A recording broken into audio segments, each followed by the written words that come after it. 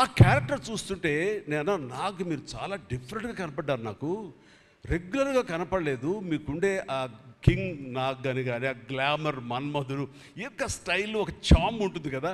ఈ సినిమాలో అది కనపడకుండా జీవితంలో నలిగిపోయినటువంటి, మానసికంగా ఫిజికల్గా నలిగిపోయినటువంటి ఒక మనిషి కనబడుతున్నారు. అది మీ క్యారెక్టర్.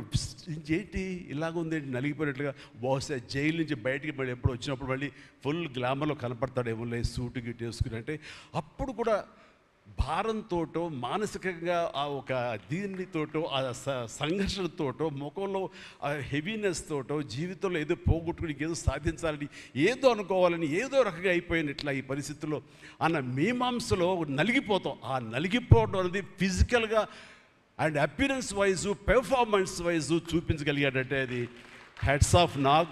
మీరు అన్నట్లుగా ఇది మీకు డిఫరెంట్, ఇంకో కోణం నుంచి మీకు హొరైజన్ మీకు ఓపెన్ అయ్యింది, ఇంకొక డోర్ ఓపెన్ అయ్యింది. తద్వారా బోల్డ్ అని ఫెంటాస్టిక్ క్యారెక్టర్స్ వస్తాయి.